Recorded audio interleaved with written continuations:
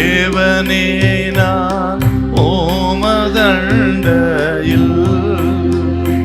இன்னும் நெருங்கி சேர்வதே என் ஆவல் பூமியில்.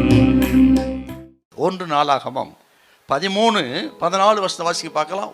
தேவனுடைய பெட்டி ஓபேத் ஏதோமின் வீட்டிலே அவனிடத்தில் 3 மாதம் இருக்கையில் 3 மாதம் இருக்கையில கர்த்தர் ஓபேத் ஏதோமின் வீட்டையும் அவனுக்கு உண்டான எல்லாவற்றையும் ஆசீர்வதித்தார்.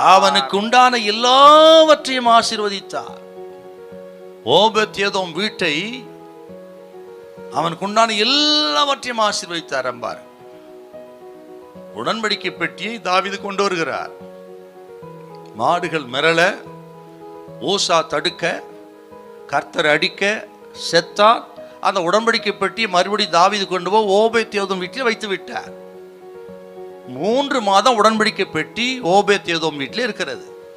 இந்த 3 மாதத்துல தேவன் ஓபேத் ஏதோமையும் அவன் வீட்டையும் ஆசீர்வதித்தார். அவன் ஆசீர்வாதம் தேசத்துக்கே தெரிகிறது, ராஜாவுக்கே தெரியும். சொன்னா எப்படி ஆசீர்வதிக்கப்பட்டிருக்கணும் பாரு. எப்படி அவனை தேவன் ஆசீர்வதித்தார்? இது ஒரு கேள்வி.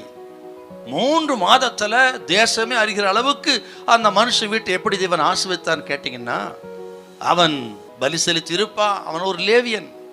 ஆக உடன்படிக்கை பெட்டிக்கு என்னெல்லாம் செய்யணுமோ எல்லாவற்றையும் செய்திருப்பான். தன்னையும் தன் குடும்பத்தையும் மனைவி பிள்ளை எல்லாவற்றையும் சுத்திகரித்து கொண்டு பலி செலுத்தி ஒவ்வொரு நாளும் உடன்படிக்கை பெட்டி கனப்படுத்தி இருப்பான். இன்னும் சொல்ல போனால் அவன் வீட்டையே ஆசரிப்பு கொடாரமாக மாற்றி விட்டான்.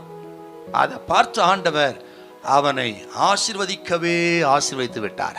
அப்ப ஆண்டவர் நம்ம வீட்டை ஆசீர்வதிக்கணும். நம்ம வீடு கூட ஒரு ஆசரிப்பு கொடாரமே மாறணும்.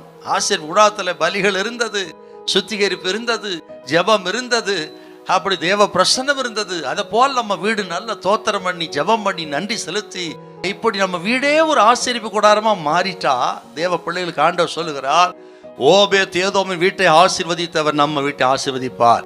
இன்றைக்கு உங்க குடும்பத்து சண்டை சச்சரவுலாம் ஒடியட்டும், வாக்குவாதங்கள் ஒடியட்டும். கர்த்தனுக்கு அதை செய்யலை இதை செய்யலை என்று சொல்லி சதா குறை சொல்றது விடுங்க.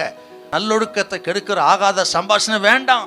உங்க வீட்டுல சண்டை சச்சரவு வேண்டாம். தகாத அதை டிவியில் அதெல்லாம் பார்க்காதீங்க. அதெல்லாம் நிறுத்திவிட்டு ஆண்டவர் இடம் கொடுங்க. உங்க வீடு ஓபேத் ஏதோம் வீட்டை போல ஒரு ஆசரிப்பு கூடாரம் போல இருந்து விட்டால் ஒரு குறை அப்பா வைக்க மாட்டால். நீங்கள் ஜெபிப்பதற்கு முன்னமே உங்கள் சத்தத்தை கேட்பார். ஒரு அற்புதம் உங்க வீட்டு வாசல் கதவை தட்டும். உங்கள் கண்களுக்கு அது ஆச்சரியமா இருக்கும். ஒவ்வொரு நாள் ஆச்சரியமா நடத்துவார் நம் தேவன். வாக்கு மாறாத தெய்வம். ஹல்லேலூயா, ஹல்லேலூயா.